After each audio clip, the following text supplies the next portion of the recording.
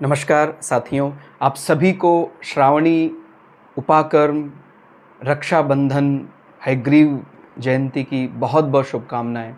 तो रक्षाबंधन के बारे में बहुत चीज़ें आती हैं, क्यों मनाया जाता है और मुख्य रूप से वैदिक लोग इसको श्रावणी उपाकर्म या उपक्रमण यानी एक प्रकार से नया अध्ययन शुरुआत करना और ये जो पवित्र संस्कार और अलग-अलग ऋषियों का तर्पण इस प्रकार से शुरुआत आज करते हैं।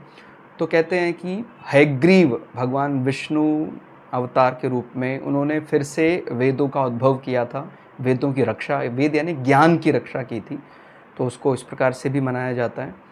और फिर जो आप ये मंत्र पढ़ सुना होगा आपने, येन बद्धो बलि राजा दानवेंद्रो, तो राजा बलि को जब वरदान भगवान विष्णु ने दिया तो विष्णु एक प्रकार से उनके द्वारपाल के रूप में आ गए। तो लक्ष्मी जी ने उनको अपना भाई बनाकर रक्षा सूत्र बांधा, तो वो भी एक प्रकार से राजा बलि का प्रण माना जाता है कि उन्होंने वादा किया वो पूरा करेंगे।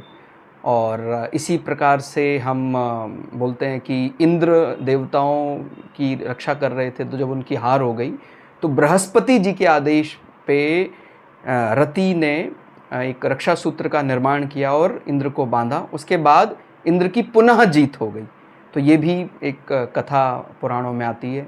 इसी प्रकार से आपने द्रौपदी ने किस प्रकार से भगवान ने जब भगवान श्री कृष्ण ने शिशुपाल का वध किया था, तो उनको आज ही के दिन उनकी उंगली पर वो एक साड़ी का हिस्सा बांधा था, तो भगवान ने रक्षा करने का प्रण ऐसा दिया था। और ऐसे ही यमुना का भी ऐसा आता है कि उन्होंने उनको रक्षा सूत्र बांधा और यम ने उनको वरदान स्वरूप कहा कि भाई बहन जो भी आज के दिन ऐसा पवित्र रक्षा सूत्र बांधते हैं तो उनको, और फिर यमुना के दर्शन करते हैं, यमुना में डुबकी लगाते हैं, तो उनको इस प्रकार भी कथा आती है।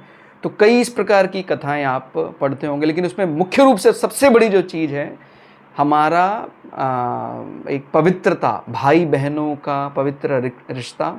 और आज के दिन जो गुरु है वो भी अपने शिष्य को रक्षा सूत्र यज्ञोपवीत बांधता है और उससे ये एक प्रकार से प्रण लेता है कि भाई आप अगर धर्म का पालन करेंगे तो वही रक्षा सूत्र आपकी स्वयं अपने आप रक्षा करेगा। तो आप सभी को पुनः पुनः रक्षा बंधन की, श्रावणी उपाकर्म की बहुत बहुत शुभकामनाएं। धन्यवाद।